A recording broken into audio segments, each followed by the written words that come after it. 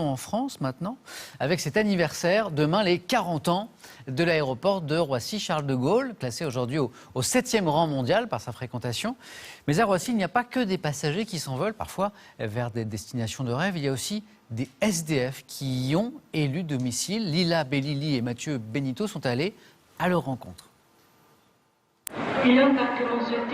Dans la cohue des voyageurs, ils passent inaperçus. Mais dans cet aéroport, Bobby n'est pas là pour prendre l'avion. Ce terminal est devenu son refuge et cela dure depuis 7 mois. On est à l'abri, on est dedans, il ne fait pas froid comme dehors. Il y a d'autres qui sont là parce que là, on peut trouver même la nourriture, même de l'argent, un paquet de cigarettes. Originaire de Roumanie, il est venu chercher une vie meilleure. Mais très vite, la désillusion. Pas de travail, pas de logement. Et en attendant de trouver un petit boulot, il erre dans les différents terminaux. La vie est difficile parce qu'on est presque tout le temps fatigué. On ne peut pas se reposer bien. C'est monotone. C'est chaque jour presque la même chose. Comme Bobby, ils sont sans doute une centaine à avoir pour destination finale Roissy-Charles de Gaulle. Mais tous ne sont pas dans les halls d'accueil.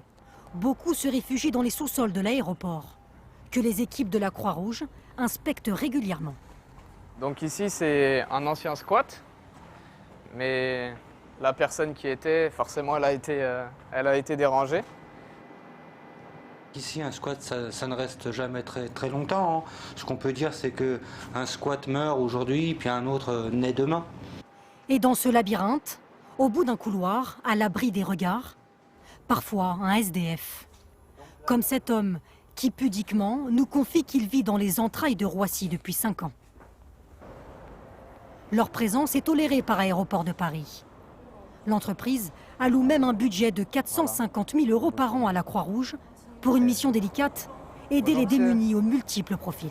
On a remarqué que voilà, vous aviez beaucoup d'affaires, etc. Je ne pense pas que vous partez en voyage. Donc voilà, on vient vous voir pour savoir si vous avez besoin de quelque chose. Il y a les personnes immigrées, un peu comme dans le cas de Bobby, qui sont pas très loin de l'insertion, et des personnes qui sont aussi qui souffrent de troubles psychiatriques, qui représentent à peu près un tiers des personnes rencontrées. Et puis il y a les personnes qui sont par contre très marginalisées, avec qui c'est le plus dur de rentrer en contact. Celui qui connaît sûrement le mieux l'aéroport, c'est Eric. Il dort sur ses chaises depuis 10 ans. Il est l'un des premiers SDF de Roissy, le plus atypique aussi. Passionné d'avions, il passe ses journées à les photographier. Je ne pourrais pas vivre sans ça.